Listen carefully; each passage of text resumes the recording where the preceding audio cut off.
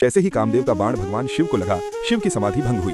क्रोध में उन्होंने कामदेव को भस्म कर दिया और यही कामदेव आगे चलकर भगवान कृष्ण के पुत्र के रूप में पुनर्जन्म लेता है। एक समय तारकासुर नामक अत्यंत शक्तिशाली दैत्य देवताओं पर अत्याचार कर रहा था, जिसे वरदान था कि केवल भगवान शिव का पुत्र ही उसका वध कर सकता है। लेकिन उस समय भगवान शिव गहन तपस्या और समाधि में लीन थे, संसार से पूर्णतः विरक्त। देवताओं ने समझा कि जब तक शिव पार्वती का मिलन नहीं होगा तब तक शिव पुत्र का जन्म भी असंभव है। तब देवताओं ने कामदेव से प्रार्थना की कि वे भगवान शिव की तपस्या भंग करें। देवताओं के आग्रह पर कामदेव ने भारी जोखिम जानते हुए भी लोक कल्याण के लिए शिव की तपस्या भंग करने का निश्चय किया। वे रति और वसंत के साथ कैलाश पहुंचे और पुष्प बाण से शिव के हृदय में प्रेम जगाने का प्रयास किया। जैसे ही कामदेव का बाण भगवान शिव को लगा, शिव की समाधि भंग हो गई। शिव अत्यंत क्रोधित हो उठे और उन्होंने अपनी तीसरी आंख खोल दी।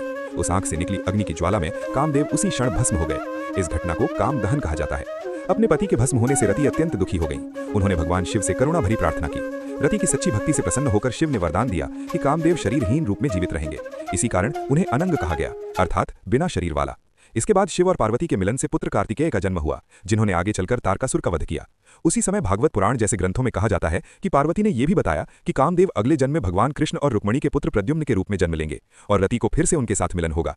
इस भविष्यवाणी के अनुसार रति ने अपना शरीर त्याग दिया और मायावती के रूप में पुनर्जन्म लिया। उस समय असुर शंभरा के पास वे रसोईया के रूप में रहने लगी। शंभरा को यह भविष्यवाणी मिली थी कि कृष्ण का पुत्र ही उसका वध करेगा, इसलिए उसने जन्म के तुरंत बाद प्रद्युम्न को चुराकर समुद्र में फेंक दिया। समुद्र में एक मछली ने उस शिशु को निगल लिया। बाद में वही मछली पकड़ी गई और रसोई में लाई गई, जहां मायावती ने उस शिशु को जीवित पाया और उसे पालना शुरू किया। आगे चलकर देवर्षि नारद ने मायावती को बताया कि वे पूर्व जन्म में रति थीं और ये बालक उनके पति कामदेव का ही पुनर्जन्म है। जब प्रद्युम्न बड़े हुए तो मायावती ने उन्हें युद्ध, अस्त्र शस्त्र और मंत्र विद्या सिखाई। अंततः प्रद्युम्न ने शंभरा का वध किया और फिर मायावती के साथ द्वारका लौटे। वहां दोनों का विवाह हुआ और इस प्रकार कामदेव और रति फिर से पति पत्नी के रूप में मिल गए। तो लिखो कमेंट में हर हर महादेव।